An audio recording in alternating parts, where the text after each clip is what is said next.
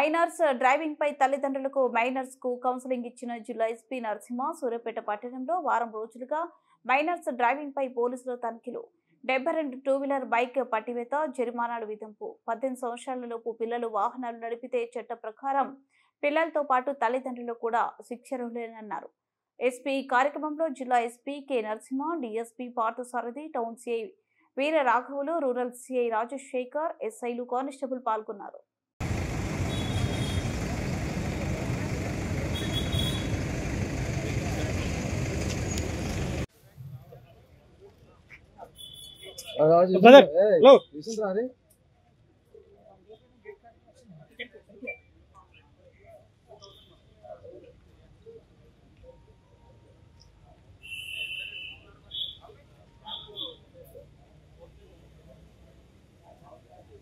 ద్వారా ఇప్పించేందుకు ఈరోజు అవగాహన సదస్సును ఏర్పాటు చేయడం జరిగింది సార్. ముందుగా ఈ యొక్క కార్యక్రమాన్ని ఉద్దేశించి గౌరవ సూర్యాపేట డిఎస్పీ గారిని మాట్లాడాల్సిందిగా కోరుతున్నాం.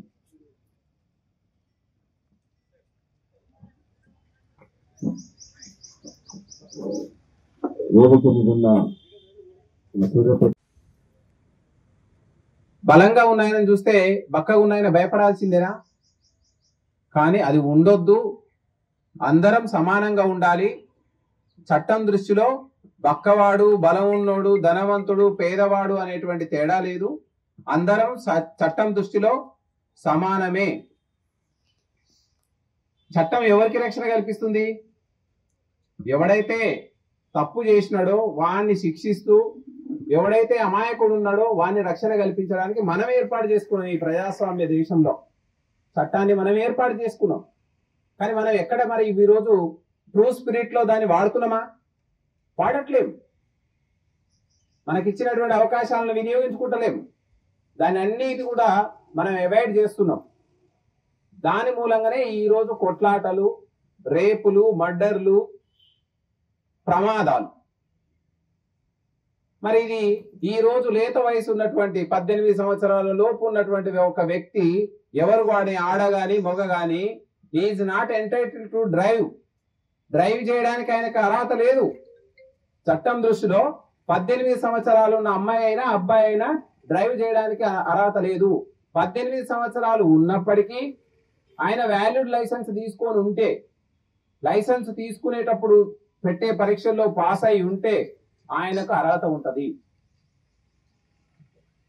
కాబట్టి ఈ రోజు ఈ వారం రోజులు చేసిన టాస్క్ ఎందుకోసం అని అంటే, మీ అందరికి ఇది తెలియాలి. మీరు ఒక్కరు పోయి 100 మందికి చెప్పాలి. ఈ రోజు 18 సంవత్సరాల పోరాడు అంటే, అమ్మాయి అయితే వాళ్ళు కొంచెం ఉత్సాహంగా ఉంటారు, ఉత్తేజంగా ఉంటారు, బలంగా ఉంటారు. అది వాళ్ళని సంరక్షించాల్సిన బాధ్యత, వాళ్ళని కంట్రోల్ చేసేయాల్సిన బాధ్యత తల్లిదండ్రులది. నా కొడుకు పెద్దగా అవుతుండనంటే ఫిజికల్ స్ట్రక్చర్ లో కాదు పెద్దగా అయ్యేది, విద్యా అవకాశాల్లో పెద్దగా కావాలి, మానసిక బుద్ధిలో పెద్దగా కావాలి, ఉద్యోగ సాధనలో పెద్దగా కావాలి, ఉన్నత విద్యలో పెద్దగా కావాలి, 10 మంది మెచ్చుకునేటట్టు కావాలి. ఇప్పుడు కాదు, 450 సంవత్సరాల క్రితమే వేమన పద్యాలలో రాసినాడు. పుత్రోత్సాహం కలిగిన తండ్రికి పుత్రుడు జన్మించంగానే పుట్టదు జనుల. ఆ పుత్రుని కనుకొని అందరూ, సమాజం మొత్తం అతన్ని